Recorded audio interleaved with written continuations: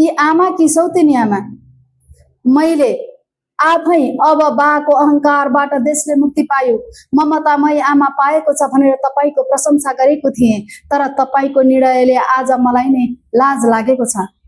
5 जना मान्छेले चाहेमा भ्रष्टाचार 5 दिनमा अन्त्य हुन्छ भन्नुहुन्थ्यो, आज सोध्न मन लागेको छ ती 5 जना को हुन्? निसन्देह तपाई त हैन।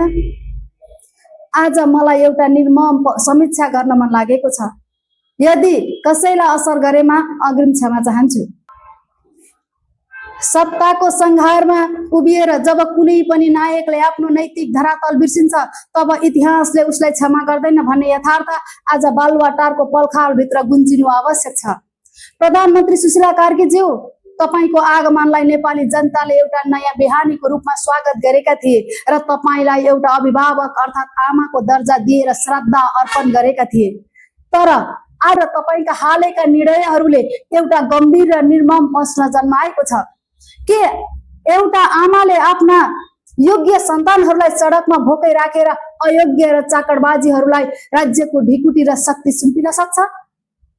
यो प्रश्नको उत्तरले नै तपाईको छविलाई आमाबाट सौतेनी आमाको दर्जामा धकेलिदिएको छ। एउटा बौद्धिक नागरिकका लागि यो भन्दा ठूलो विडम्बना र पीडा अरु के हुन सक्छ? जुन हातले न्यायको लौरो समात्ने अपेक्षा गरिएको थियो तिनै हातहरू आज नातावाद र कृपावादको निकृष्ट खेलमा रत्तिएका छन्।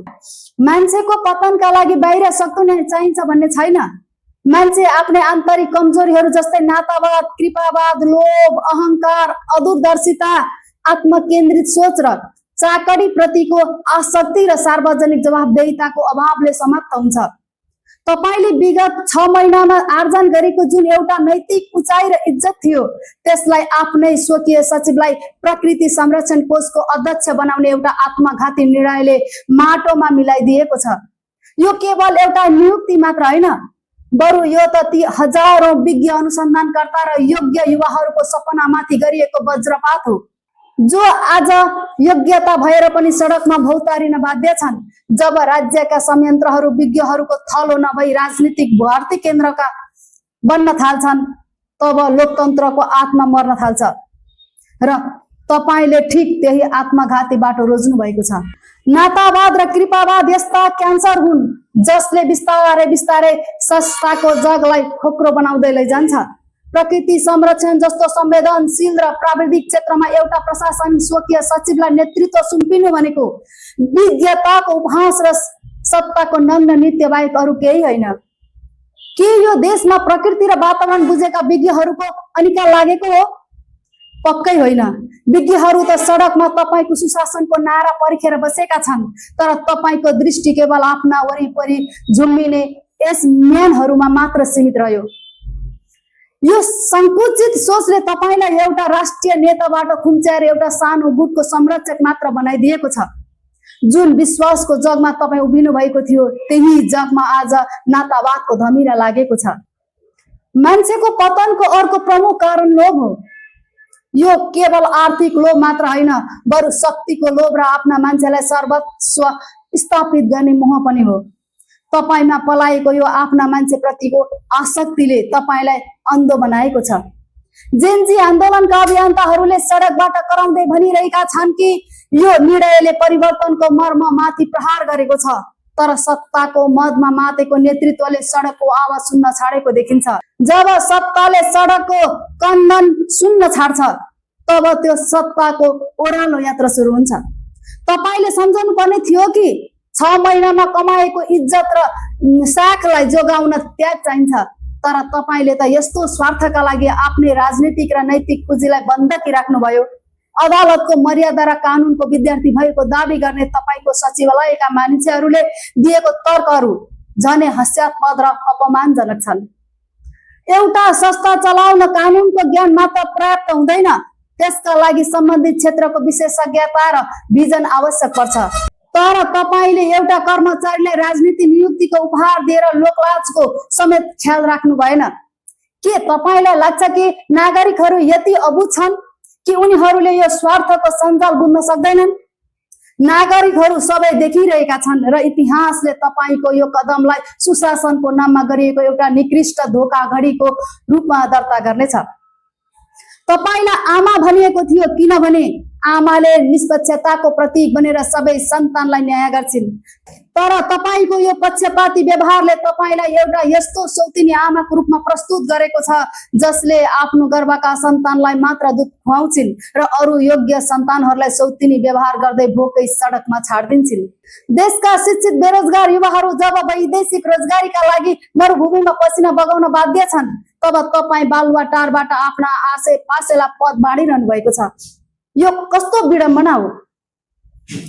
के यो नै तपाईले परिकल्पना गरेको नयाँ नेपाल हो जहाँ योग्यता होइन चाकडी र सामिप्यता नै सफलताको कडी बन्छ?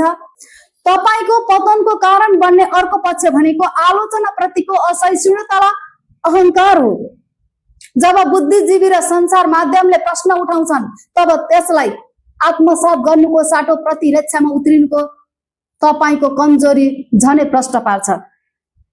एउटा बौद्धिक नेतृत्वले आफ्नो वरिपरि विज्ञहरूको घेरा बनाउँछ तर तपाईले आफ्नो वरिपरि स्वार्थ समूहको घेरा बनाउनु भयो। यो घेराले तपाईलाई सत्य देख्न दिँदैन र अन्ततः तपाईलाई इतिहासको एउटा असफल पात्रको रूपमा विसर्जन गरिदिनेछ। तपाईले बुझ्नुहुन्छ कि सत्ता सधैँ रहँदैन तर तपाईले गरेका निर्णयहरू र त्यसले पारेको प्रभाव पुस्तौंसम्म बाँचिरहनेछ। आज नागरिकहरू सडकमा उभिएर प्रश्न गरिरहेका छन् के हामीले परिवर्तन ल्याएको आफ्नै मान्छेको भर्ती केन्द्र बनाउनका लागि मात्र हो? यो विद्रोहको स्वर सानो होला तर यो शक्तिशाली छ। यसले तपाईको सत्ताको जगलाई हल्लाइदिने सामर्थ्य राख्छ। एउटा विद्रोही चेत भएको नागरिकको नाताले म यो भन्न बाध्य छु कि तपाईले आफ्नो हातले आफ्नो राजनीतिक चिहान खनिरहनु भएको छ।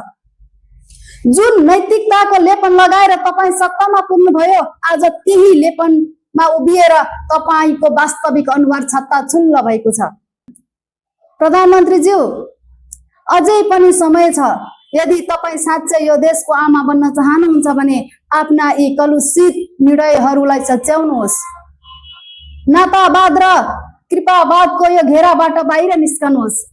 विज्ञहरूलाई सम्मान गर्नुहोस् र राज्यका संस्थाहरूलाई उनीहरूको गरिमा फर्काइदिनुहोस्। नत्र सम्झनुहोस् इतिहास निकै क्रूर छ। यसले ती नायकहरूलाई कहिले माफ गर्दैन जसले जनताको विश्वासको रगत पिएर आफ्ना आसेपासेलाई पुस्ने काम गर्छन्।